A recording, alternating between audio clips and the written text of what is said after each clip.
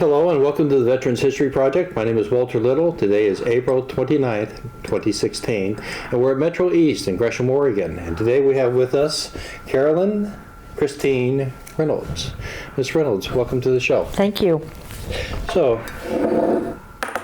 where were you born? I was born in Waco, Texas. Texas. Spent the first 2.5 years of my life down there. My sister was born a year after I was born. And your sister's name? Judy Lee Cameron. I was born February 15th, 1947. My sister was born January 2nd, 1948. And where'd you go to school then? I went to school at Grant Grade School and Sacagawea Junior High and Joel E. Ferris High School in Spokane. Spokane, Washington. My father at that time was in the Air Force, my biological father, and he was transferred to Washington, to Geiger Field, and Mom moved up there with us as a kid, with my sister and myself, and they had marital problems. Mom was pregnant with her third child, and she couldn't take care of my sister and I, so she put us up for adoption. And you were 3 at this time? Yeah, almost 3. Through a priest, and it was done with the understanding that when we became adults and got married, we would be allowed to talk to our mother again if we wanted to. And anyway, but my adopted father had fought in World War I. What branch? Army. Do you know what theater? European theater. Thank you. And he did not want to talk about it too much. He came back and he was one of the victims of the influenza epidemic, and he survived yet.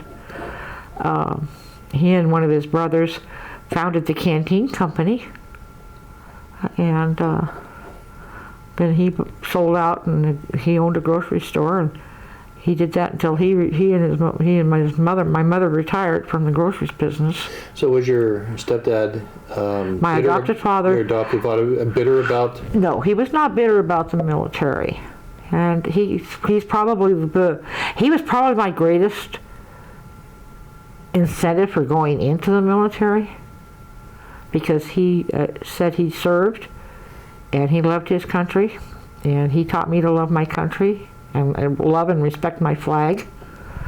And lots of good friends when I lost him. But so you grew up very patriotic, loving your country like he did. yes, That's a great thing to teach a child. and I had values that a lot of the kids my age didn't have. Such as? I had respect for my elders. I respected my country. I loved my country. I didn't go into drugs or anything else. I was ashamed of the ones who fought the draft and ran from the country. I was ashamed for them. I couldn't understand why they would turn down freedom, the freedom we have. And you have to pay for freedom somehow, in some way. And that's one reason, that's the main reason I went into the military. I had a cousin who was a lieutenant commander in the Navy. He went through ROTC at Boise College, and when he got out, he was a lieutenant commander, and he kind of influenced me, and I was planning on going into the Navy, and there was a 2-year waiting list, and I didn't feel like waiting 2 years. So I went to the Army, and I got in. So where'd you go to high school?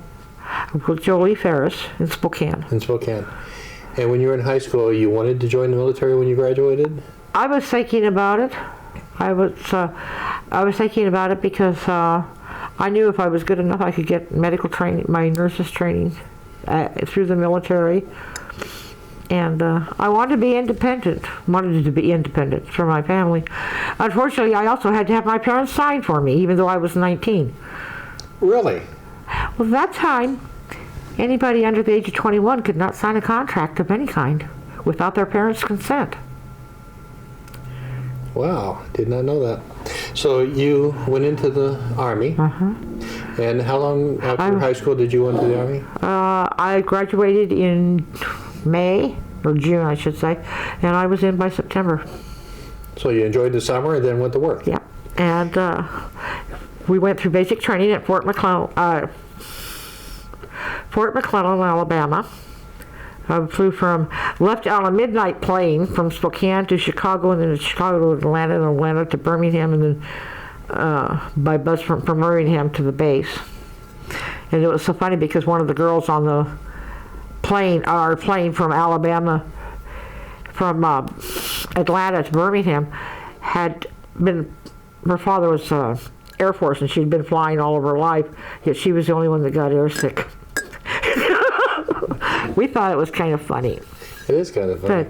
And basic training was, the hardest part, I think, about basic training was having to stand at attention or at ease during the ceremonies and stuff. That was the hardest thing, especially it's hot and it's so.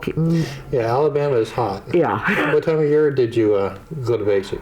Well, that was in September. September, so it was still pretty hot. September and August, yeah. And then I had 2 weeks off, and I went to Fort Sam Houston to the medical training. So basic training back then for women was considerably different than men. We went through the gas chamber. We were taught, but we were just a lot of the stuff we were taught was military justice, military code of conduct. We were, since I was a medical corpsman, I was, that was where I was basically leaning to. Some of us were were trained to go to clerical work. Women were usually clerical work or the medical field.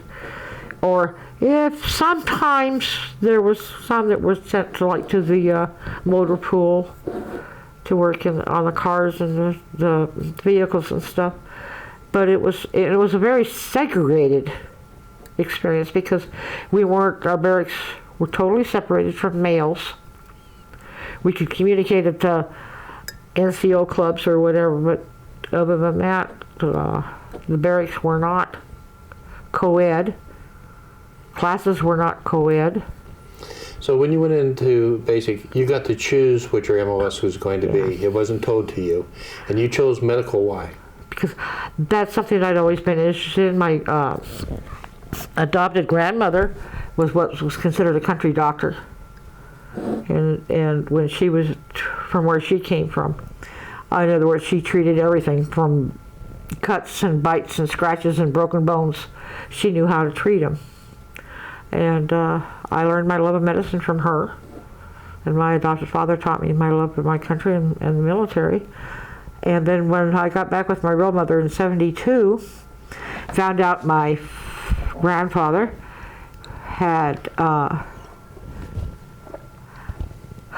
was in the National Guard, and two of my brothers had been in the military. My dad was in the military.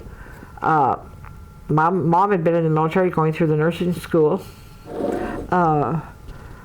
until she decided to drop out and become an attorney. So after basic training, what happened?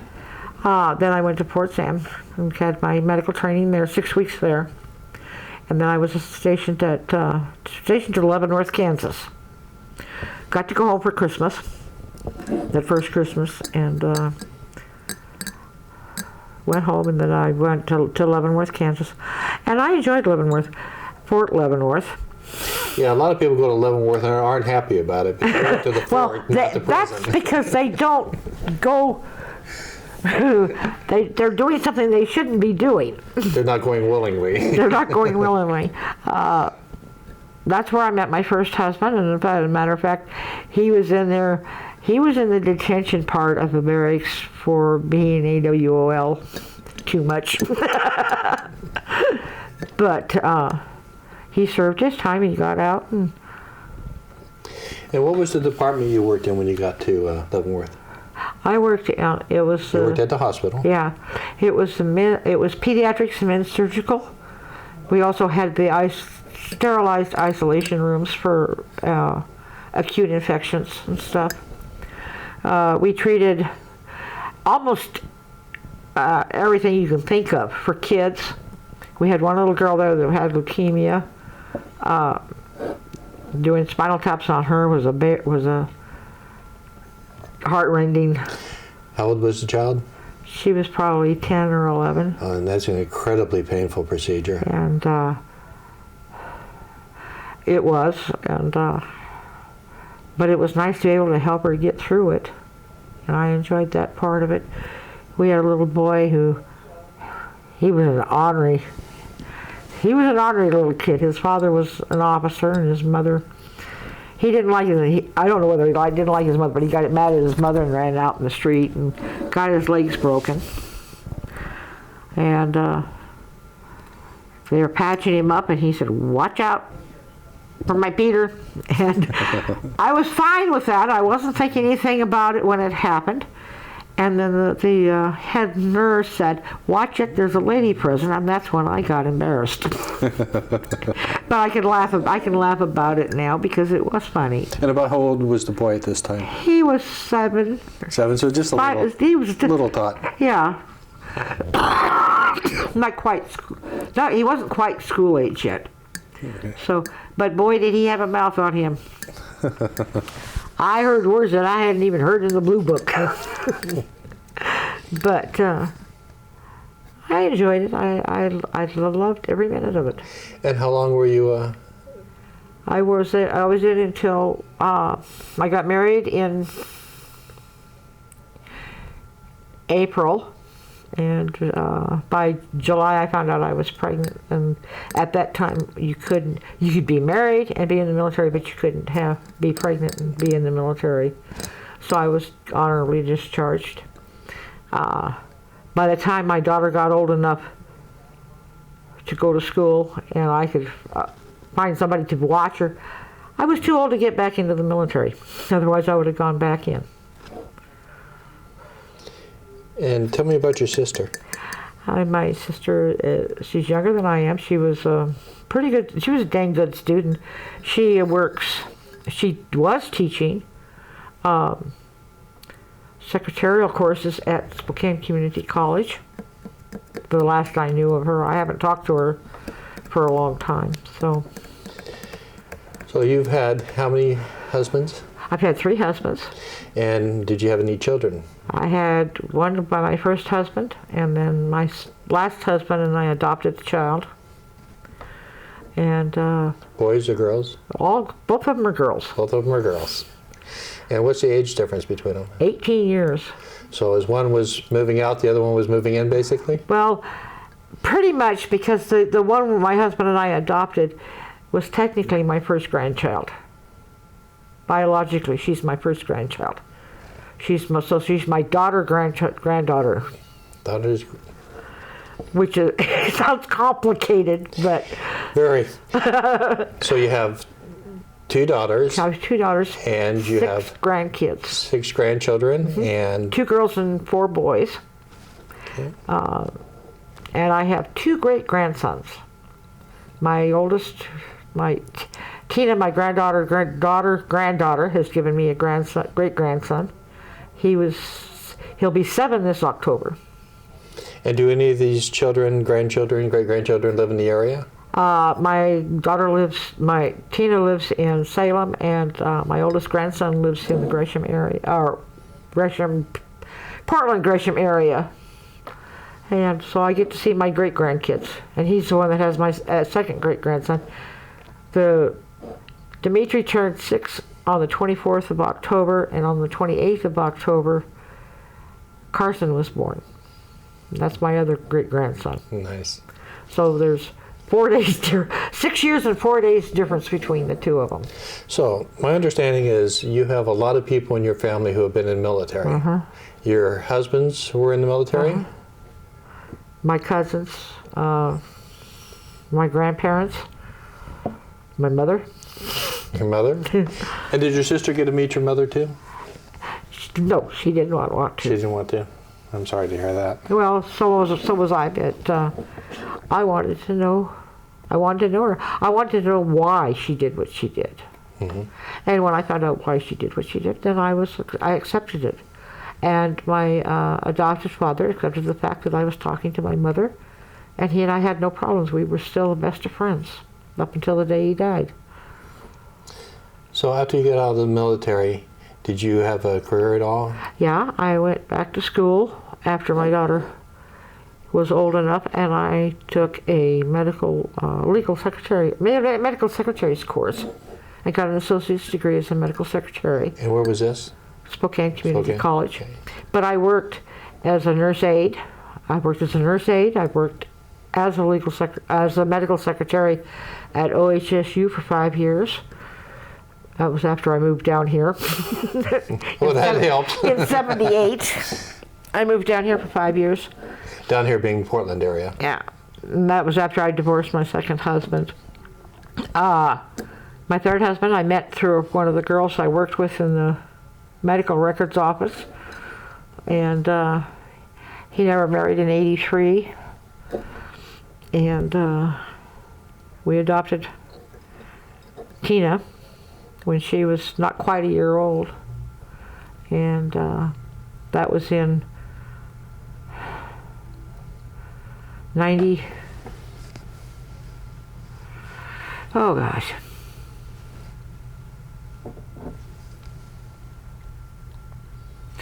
'83, we're married 3 years, yeah. And anyway, so we adopted her, and then on Mother's Day in 93, my stepfather died. And 2 years later, on Mother's Day, my husband died. So Mother's Day is kind of a hard time for you. Hard time for both me and my youngest daughter. How long were you married to your last husband? Well, we were married 13 years when he died. 13 years. It's a long time. And, but technically I'm still married because I haven't remarried. And the really weird part about it was I was married 1, 2, 3, and then I lost them 3, 2, 1. So the third husband died first, and then the middle one, first one. So you've outlived all of your spouses. Yes. So, tell me about patriotism. Patriotism? You think it's important? Yes, I do. Why? Because we wouldn't have the rights, the privileges, the ability to live the way we want to live if we didn't have it. If we didn't have the government we have, we wouldn't have what we have. We wouldn't have the freedoms we have. We wouldn't have the ability to communicate with whoever we wanted to communicate with. We wouldn't maybe not even have freedom of religion. There's a lot of things we wouldn't have. And the more we have, people shouldn't understand that it comes with a price. Everything comes with a price, and freedom does come with a price. And if freedom means fighting for it, then I think people should fight for it. That's what this country was founded on, was people who wanted freedom to do what they wanted to do and live the way they wanted to live. They didn't want to live under somebody else's commandments. So you'd go along with John F. Kennedy in that citizens have a responsibility to their country, not just a country responsibility to them. Oh yes, definitely. I personally think because if we didn't have our country, where would we be? Right. I personally think that we should be like Israel, where citizenship requires 2 years of military service when you graduate from school as part of citizenship. I think it would teach a lot of this younger generation what life is about. Well, I think it would teach them a lot of the things that aren't being taught now, like discipline. Oh, that's for sure. This generation is undisciplined more than any in history. Well, a lot of that has to do with a certain character named Dr. Spock, who said it hurts a child's psychic to correct them. Yeah, there's more to being president. I don't see that as a problem. I've learned that through raising. I raised my oldest daughter. I raised my youngest daughter. I raised my grandkids. I spent 49 years raising kids, and I found discipline pays. Because otherwise you don't have respect, they don't give respect, or anything else. They think the world owes them a living, and it's not that way. That isn't the way life is supposed to be. You have to work for what you want, but you also have to love, you have to understand and accept people for who they are. And the military teaches you that too. Well, you went into medical field, and people who go into the medical field tend to love people, tend to find people that care about people. Yeah, we do care about people. Very much so. And very much. And we worry about them. We want to help them. Sometimes they don't appreciate it, but that's the way we are. Can I ask a personal question? Sure. Why did you decide to adopt a child? You already had one. She was my granddaughter, and I knew what adoption does for a kid. It tells them that they're loved, and especially if it's blood. Well, you were adopted. Yeah, but she was blood, and that had a lot to do with it. My husband and I talked about it, and he said, she's your granddaughter, she's your blood. We need her with us. And I did the paperwork. I went to the courthouse and looked up all the files and all the stuff I had to do, and I did all the paperwork myself. And it was a blessing when I got her. And she's turned out to be she's turned out a lot better than her mother did. Well, you've had a lot of children and grandchildren and stuff. Have any of them gone into the military? No, I wish some of them would. There's a couple of them I wish that would have gone in, but they didn't. I think it would have helped them as far as their problems in their life. But considering their mother was doing drugs and alcohol while she was pregnant with them, it's not likely that any of the kids would be allowed to go in. What did you enjoy the most about being in the military? The camaraderie. Camaraderie. Camaraderie, yeah. Being with people who had the same principles that I did, the same love for their country, and being a medic field, we all wanted to help people and make people feel better and help them and see them to get well and help them whatever way we could. Did you learn more about discipline when you went into the military? You're probably already pretty well disciplined. I was pretty well disciplined. Coming from a military Actually, household. the military discipline for me wasn't as severe as what I got at home. It taught me to rely on myself too, because everything had been, up until then, everything had been provided for me. Home, clothing, everything had been provided, and I was having to learn to live on my own. So I was learning the lessons of life. And I think some of these kids nowadays, they would need to go through it to understand. But they need to learn the lessons of life, that things aren't free. You have to work for what you want. Yeah, the red stripes on our flag say that the cost of freedom is blood. And it is. Blood of our children. And for every child that goes astray, it's part of it's because they didn't have the discipline or they weren't taught what right from wrong. And the military will teach you right from wrong very fast. When you were in the military, you said that they, or basic training, you said they had you go out in the field and learn combat medicine. Did you ever want to go into combat? Did you ever apply to? I could have. I thought about it, and I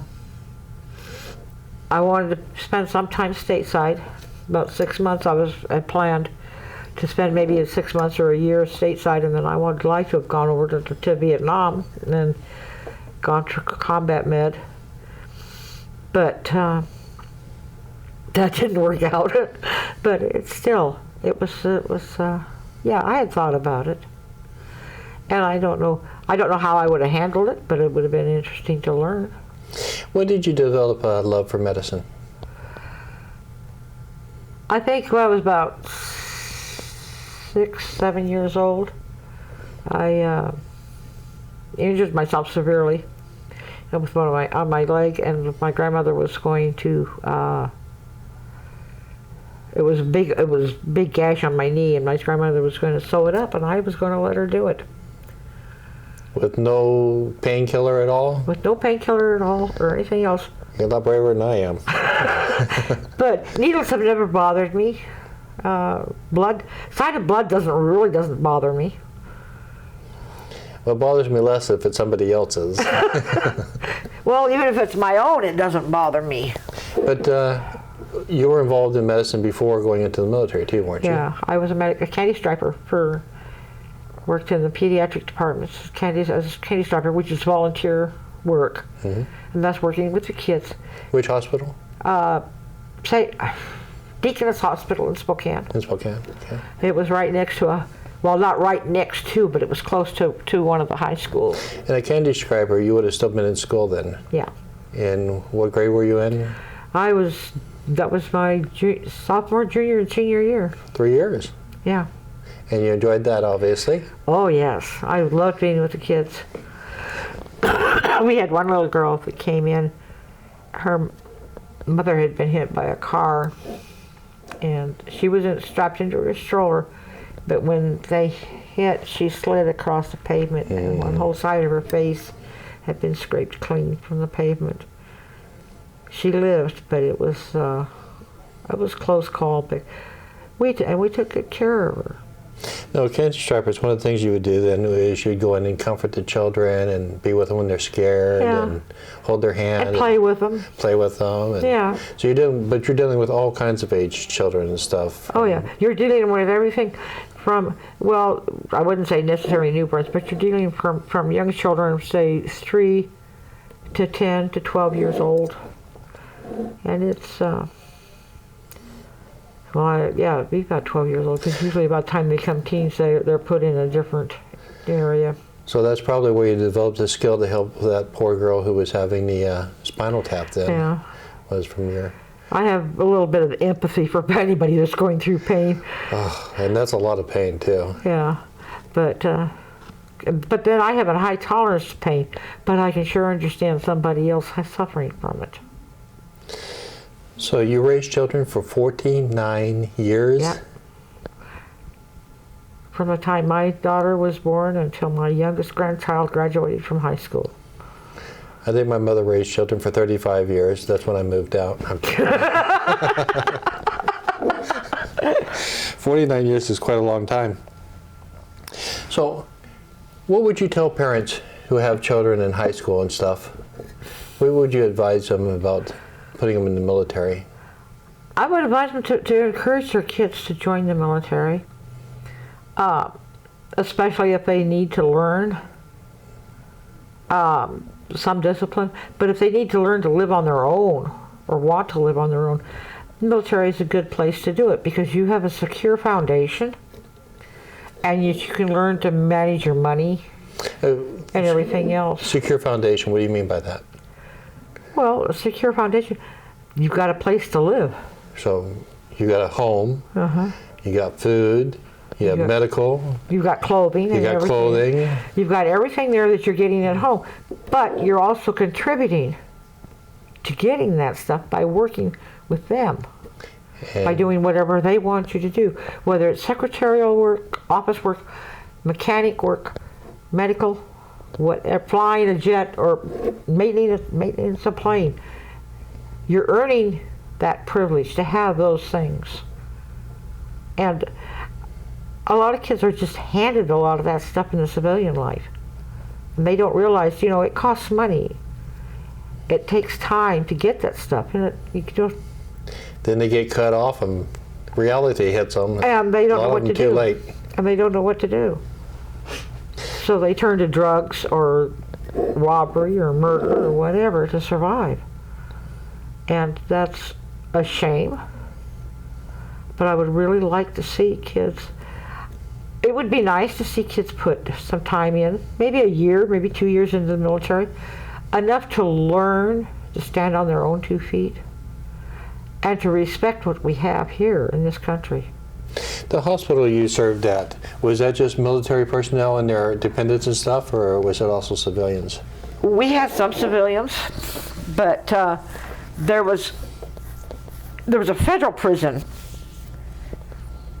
off the military property, and when a guy escaped from the federal prison, the women were not allowed to go anyplace without male escort.